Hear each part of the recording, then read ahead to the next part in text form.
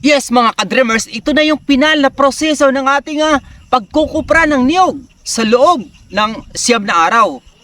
Dito na magkakaalaman kung magkano yung kinikita namin sa loob ng 9 na araw, na kabilang sa pagkukumpuni nito ay si mama, ako, yung kapatid kong lalaki at ang hipag ko.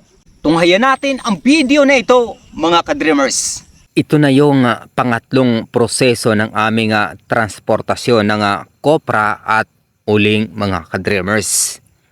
Mula sa Mukas, Barangay Tambalang, Salog, Zamboanga del Norte, itinawid namin sa ilog upang sunduin naman ng mga habal-habal.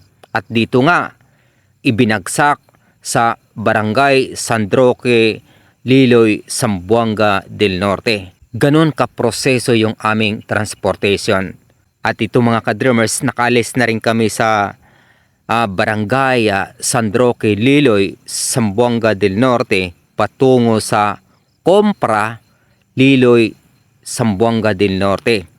At yung sinasakyan namin mga kadreamers, mga hauler ng isang mga ngalakal ng kopra. Yan yung sumundo sa amin sa Barangay San Roque upang ilulan yung aming mga produkto papunta sa kanyang tindahan at pamilihan. At ito na nga mga kadreamers, nasa kiluhan na po tayo ng ating mga produkto. Dito na ngayon magkakaalaman kung magkano yung ating kinikita sa loob ng 9 na araw. Ang kopra natin ay umabot ng 322 kilos. At ang per kilo ng kopra ay 25.50 pesos. So, kapag minultiply natin yun, ay umabot po siya ng 8,211. Yan yung sa kopra pa lang yun mga kadreamers. Paano yung uling? Ilang kilo naman yung uling? Yung uling natin ay umabot ng 172 kilos.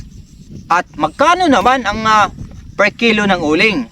Ang per kilo ng uling ay 11.50 pesos. At sumatotal mga kadreamers, yung uling natin ay umabot ng 1,978.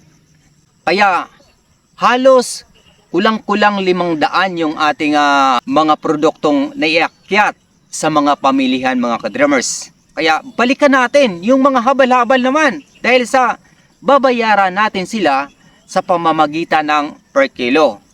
So, yung ating kopra na umabot ng 8,211 ay babawasan po natin ng 500 pesos para sa ating labor cost, yung habal-habal.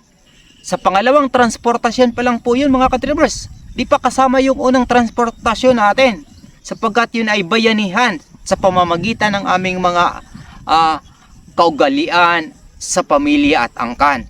Salamat sa Diyos dahil tumugon yung ating mga tiyuhin na tulungan tayo sa pagtawid doon sa ilog. Praise God. At ngayon, nabawasan na po natin mga kadreamers ng ating labor cost, habal-habal. Ang natira ng ating kopra mga kadreamers ay 7,711. At ito pa mga kadreamers, marapat din nating i-treat yung ating mga sarili mula doon sa ating mga pinaghirapan. Kaya naglaan po kami ng 500 pesos para sa mga sari-sari tulad ng isda, kape, tinapay at 2 kilong bigas para magkaroon ng masarap na hapunan pagdating sa aming tahanan. Kaya ang sumatotal na natira sa aming kopra ay 7,211. Ito pa mga kadreamers, madalas na nangyayari sa mga ordinaryong magsasaka. Tulad nito, sa amin nangyari talaga. Bago pa kami nagkopra mga kadreamers ay may inutang na po kaming bigas na isang sako. 2,800 pesos yung aming na konsumo ng bigas. So, marapat nating bayaran yung mga utang, yung mga bigas, yung pangunahing pangangailangan natin sa pang-araw-araw. So, magkano na lang ang natira sa aming kopra? Ang natira mga kadreamers ay 4,411. At ito pa mga ka-dreamers, ano pa yung mga babayaran natin dapat sa ating pang-araw-araw na nakukonsumo na? Ito yung kuryente. So meron kaming babayarang kuryente, 1,300 pesos. So, magkano na lang yung natira sa aming kopra? Ito ang buong katotohanan mga ka-dreamers. Ang natira ay 3,111 pesos. Ngunit, malaki pa rito yung aming ibabawas sa susunod mga ka-dreamers. Dahil sa kung bakit kami nagtulong-tulong sa pagkopra ay upang matugunan yung pangangailangan sa aming reunion, family reunion. At ito nga, babawasan pa ito natin ng 2,000 pesos para sa aming contribution sa aming family reunion. So magkano na lang ang natira sa aming kopra mga ka-dreamers? Ito ang alamin natin. Masaya pa rin mga ka-dreamers kahit papaano. Dahil ang natira sa ating kopra ay 1,111 pesos. Anong ginawa namin dito mga ka-dreamers para magkaroon kami ng panghahawakan pa rin? Dahil si mama pa rin yung tinaguriang may-ari ng aming sakahan, ibinigay namin yung 1,111 kay mama. At saan naman namin kinuha ng kapatid ko yung kumbaga, yung pinaghirapan namin. Ngayon mga ka-dreamers, alamin natin yung pakonsuelo naming magkapatid dahil sa yung kapatid ko ay may asawa na rin. Sa makatuwid, dalawa kaming magkapatid. Hindi pa nahatian doon sa aming pinaghirapan sa loob ng 9 na araw. Pakonsuelo. Ika nga, dahil sa hindi naman talaga matumbasan yung aming minimum para doon sa aming pagsusumikap na iyon sa loob ng 9 na araw. So binalikan namin yung uling. So ang uling namin ay umabot ng 1,978 pesos. At yung uling na nga mga ka-dreamers, yung pinaghatian naming magkapatid para may pakonsuelo kami sa aming pag-uwi sa Barangay Balacan, Salog, Zamboanga del Norte. Ito yung realidad ng mga ordinaryong magsasaka, lalong-lalo na yung mga magniniyog. Talagang wala na halos. Kapag pagdating doon sa timbangan ng kopra at uling, ay pambayad lamang ng utang at mangungutang uli. At yun ang buong katotohanan sa mga ordinaryong magsasaka, mga ka-dreamers. Mahabang panahon yung paghihirap at pag-aantay, pero sa maiksing oras lamang ay para bang dumaan lang sa mga palad mo yung pinaghirapan mo. Kaya madalas kung minsan ay di rin natin masisisi yung mga naninirahan sa mga probinsya at talagang napilitang pumunta sa mga syudad para maghanap buhay ng makakuha ng sapat na kabayaran, yung minimum wage. Yan.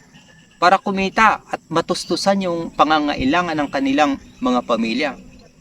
Ngunit sana dapat tayong matuto rin dahil sa kung karamihan sa atin ay papunta ng mga syudad at napag-iwanan naman natin yung ating mga lupain at sakahan, di natin naalagaan ay mas malaking kawalan.